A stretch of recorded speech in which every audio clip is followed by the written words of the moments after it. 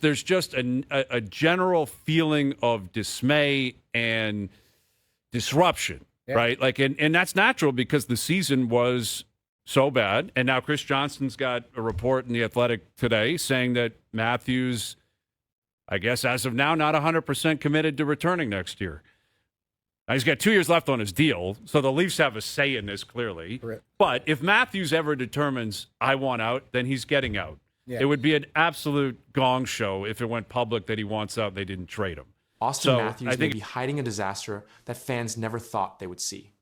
One sentence from Matthews has sent the entire NHL into panic mode, and now people are asking a terrifying question. Is the biggest superstar in Toronto getting ready to walk away forever? But what really happened behind the scenes after the Leafs collapsed? And why are fans suddenly turning toward William Nylander instead? The truth is far more shocking than anyone expected. For years, Toronto Maple Leafs fans believed Auston Matthews would be the player to finally save the franchise. He became the face of hockey in Toronto. He scored goals nobody could believe. He broke records. He won awards. And fans thought he would bring the Stanley Cup back to the city for the first time since 1967. But now, everything feels different. The disaster started after the Maple Leafs completely collapsed this season. The team missed the playoffs for the first time in many years, and fans were furious. Social media exploded with anger. Many people blamed the front office.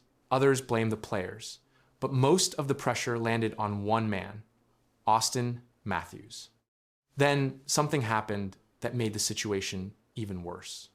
During a game against the Anaheim Ducks, Matthews suffered a brutal knee injury after a collision with Radko Gudas. Reports later confirmed that Matthews had a torn MCL and needed surgery. The injury ended his season. But what shocked fans the most was not only the injury itself, it was how the team reacted after it happened. Many fans believe the Maple Leafs players did not stand up for their captain. Toronto looked weak, and emotional online reactions became very intense. Some fans even said Matthews was left alone by his teammates during the hardest moment of the season. That moment changed everything around the team. Then came the sentence that truly started the panic. When reporters asked Matthews about his future in Toronto, he did not promise he would stay forever. Instead, Matthews calmly said, "I can't predict the future." That one line hit Leafs fans like a bombshell. Because for the first time in years, Maple Leafs fans are starting to wonder if the Auston Matthews era is slowly coming to an end, while another player prepares to take his place. But the chaos inside Toronto did not stop there. After the terrible season ended, the Maple Leafs made huge changes in the front office. General manager Brad Treliving was fired, and the team hired John Chayka to help lead a new direction. The organization also brought back Leafs legend Matt Sundin. Fans hoped these moves would calm the storm around the franchise. Instead, the pressure only became bigger. When reporters asked John Chayka if the team was still planning to build around Auston Matthews and William Nylander, his answer shocked many fans. Chayka said that was still the plan. But online, many people did not fully believe him. Leafs fans have heard promises before, and after another failed season, trust inside the fan base feels broken. That is why the trade rumors continue getting louder every single. Many hockey fans now believe Matthews could eventually decide he wants a fresh start somewhere else. Toronto is one of the hardest sports markets in the world. Every mistake becomes national news. Every playoff failure turns into months of criticism. And now, after injuries, pressure, and another team collapse, people are wondering how much more Matthews is willing to take. At the same time, William Nylander's popularity keeps growing fast. Nylander stayed calm while the organization faced heavy criticism. He continued supporting teammates publicly and avoided drama. Many fans now believe he handled the pressure better than anyone else on the roster. Some Toronto supporters are even saying Nylander looks more like the emotional leader of the team right now. That debate has created a massive split among Maple Leafs fans. One side believes Auston Matthews is still the franchise player and the only superstar who can bring a Stanley Cup to Toronto. But the other side believes the organization may already be slowly preparing for a future without him. And that is exactly why this story has become one of the biggest topics in hockey. Because this is no longer just about trade rumors. This is about fear. Fear that Toronto wasted the best years of Auston Matthews' career. Fear that injuries and pressure may have changed his connection with the organization forever. and fear that Maple Leafs fans could someday watch their biggest superstar wear another NHL jersey. Right now, nobody truly knows what will happen next. Matthews is still under contract, and the Maple Leafs continue saying they want him to stay as the centerpiece of the franchise. But after everything that happened this season, fans are no longer feeling confident. And maybe that is why the entire hockey world is watching Toronto so closely right now. Because if Auston Matthews ever decides he wants out of Toronto, it would become one of the biggest and most shocking moments in NHL history. Worse than the team didn't have Auston. They played very fast, and we weren't very fast. Yeah, it was just the opposite. They had a good start. We didn't chasing the game. Something is seriously wrong inside the Edmonton Oilers, and it's not what you think. After their shocking playoff exit, Connor McDavid didn't explode. He didn't get angry. He didn't even react the way fans expected. Instead, insiders say the team looked completely broken. And what Elliotte Friedman just revealed about that locker room might be the most worrying sign yet. But the real truth gets even in the intermission worse. when This wasn't they're just down, another. Well, someone texted me and they said, "Do you think McDavid will ask for a trade if they don't come back tonight?" I was like, "No, I don't think so." And then, like the whole third period, especially when the Ducks scored again to really put it away, the whole third period it was like, "Do you think McDavid's going to ask for a trade if they lose this game?" There was a lot of that, and I do not believe we're at that point now. I don't. I think that's his current deal that you're showing right now. He signed a 2-year extension at $12.5 million, so they have him signed for 2 more years. I don't think he's asking for a trade right now. This wasn't just another playoff loss. This felt different. The Edmonton Oilers were knocked out early, and fans expected the usual reaction. In the past, when this team lost, you could see anger. You could feel the frustration. Players like Connor McDavid and Leon Draisaitl would show emotion. It looked like they were ready to come back stronger. But this time, something changed. According to NHL insider Elliotte Friedman, the reaction inside the Oilers locker room was not anger. It was silence. The players didn't look furious. They didn't look shocked. They looked calm, almost like they already knew this was coming. And that is what scared people the most. Friedman explained that instead of playing like a top team, the Oilers looked average this season. That's a huge problem when you have the best player in the world on your team. Connor McDavid is supposed to lead a championship roster, but this year, the team around him just didn't match that level. One of the biggest issues was defense.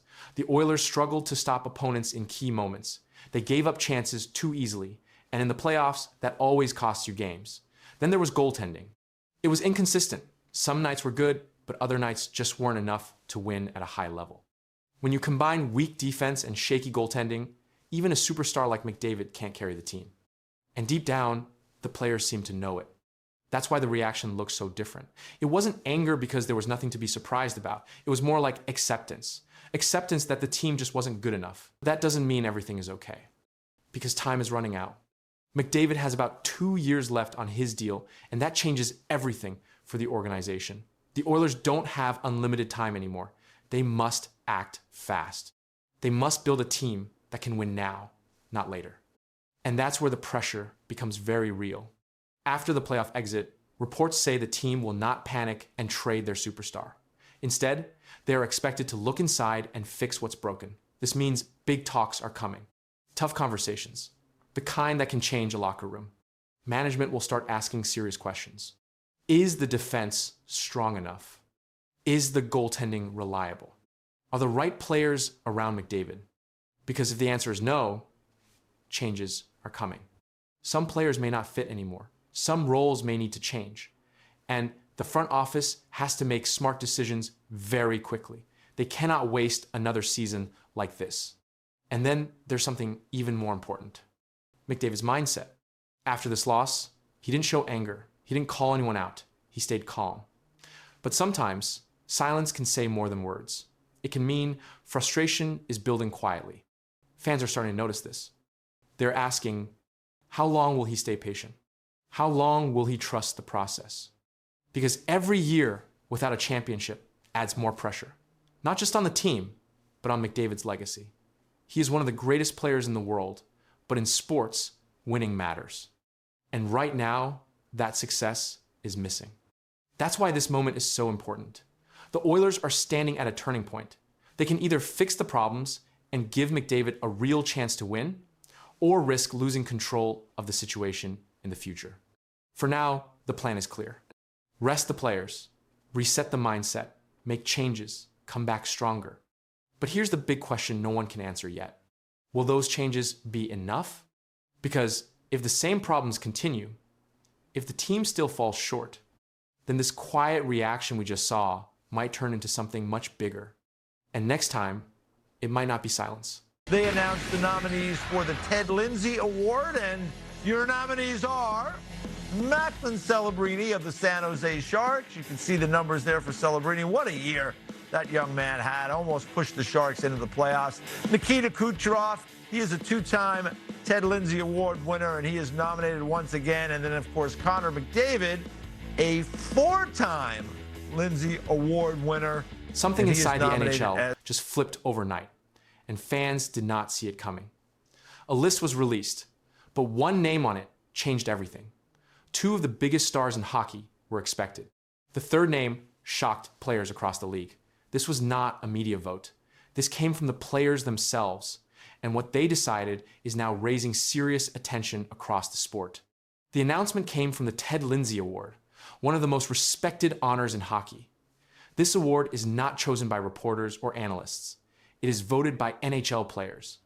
These are the same players who compete on the ice every game. Their vote reflects direct experience against opponents during the season. The finalists were officially confirmed as Connor McDavid, Nikita Kucherov, and Macklin Celebrini. This list was reported by Reuters as a star-studded trio. The first two names followed expected patterns based on performance. The third name changed the discussion immediately. Connor McDavid's selection came after another strong season.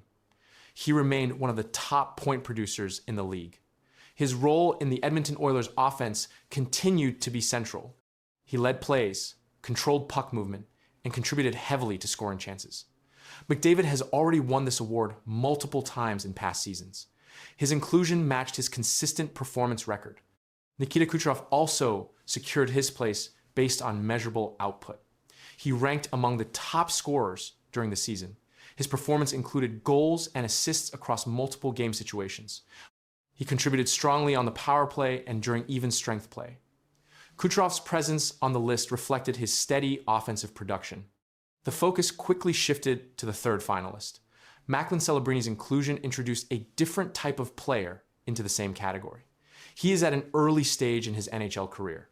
Despite that, his performance this season placed him in direct comparison with experienced players.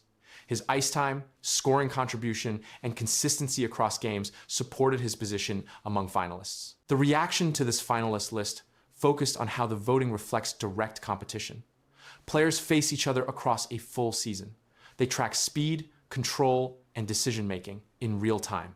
This makes the Ted Lindsay Award different from awards decided by media members. The selection shows which players stand out during actual gameplay situations, and that distinction remains central after the announcement. Connor McDavid's performance continued to follow a consistent pattern. He remained among league leaders in assists and total points. His ability to control puck movement and create scoring opportunities stayed constant across games. His ice time remained high, and he played a central role in offensive sequences for the Edmonton Oilers. These measurable factors supported his position among finalists without deviation. Nikita Kucherov's season also aligned with statistical output. He maintained a high scoring rate and contributed across multiple game situations. His role in Tampa Bay's offense remained stable. He produced both goals and assists while maintaining efficiency during power play opportunities. His inclusion reflected sustained production across the regular season, and his numbers remain among the top in the league. Macklin Celebrini's placement introduced a different set of data points. His performance came during the early stage of his NHL career. Despite limited experience compared to the other finalists, his contributions remained consistent across games. He recorded scoring plays and maintained regular ice time against experienced opponents. This placed him in direct comparison with players who have longer careers and larger statistical records. The difference between experience levels became more visible after the announcement. McDavid and Kucherov have multiple full seasons of high-level performance. Celebrini's inclusion reflects performance within a shorter time frame. This contrast created a measurable gap in total games played, career points, and overall experience, but the voting process placed all three names in the same category. The voting method used by players places emphasis on direct impact during games. This includes puck control, offensive pressure, and the ability to influence play outcomes. Players base their decisions on real matchups rather than external analysis. This approach explains why performance during specific games can carry weight in the final selection. Reuters reporting confirmed that the finalists were selected through standard NHL Players Association voting. The report described the group as a star-studded trio, highlighting both established players and emerging talent. No irregularities or changes in voting criteria were reported. The process remained consistent with previous seasons. The timeline for the final result has not yet been released. The winner will be announced following the completion of the voting process. Until that point, the finalist list continues to draw attention due to the contrast in player experience and performance levels, and that focus has not slowed down. Here's William Nylander from today on what he has seen this year and maybe what he thinks has possibly gone wrong with the Leafs. You look back at it and go, you kind of wish the team had done something different, like it was played different, or I don't know. When you look back at it, do you see the mistakes that as they piled up, kind of? I mean, I have like my thoughts about maybe some stuff, but I mean that's something I'm going to keep to myself. Okay. So yeah, Willie's not going to reveal it, not surprisingly, and I don't think he shouldn't just sit there and start throwing daggers. Silence can be louder than anything, and William Nylander just proved it in a way no one expected. After a season full of pressure and criticism, he faced the media, and instead of explaining, he gave one cold sentence that instantly spread across the NHL. No details, no emotion, just silence. And now, that silence is raising questions no one can answer. Yet, the moment happened quickly, but it changed the entire conversation around the Toronto Maple Leafs. Reporters asked William Nylander a direct question about the season. It was a normal question. Players are asked this all the time, especially after a difficult stretch. Most players respond with simple answers. They talk about effort, mistakes, or what needs to improve. Nylander did not do that. He paused, stayed calm, and gave a short answer. He said, "Something I'm going to keep to myself." That was the full response. He did not add anything else. He did not explain what he meant. He did not go into details about the team or the season. The interview moved on, but the moment did not. This response quickly became a major talking point across hockey media. According to Sportsnet, Nylander chose not to explain where the season went wrong. The report confirmed that he declined to share his thoughts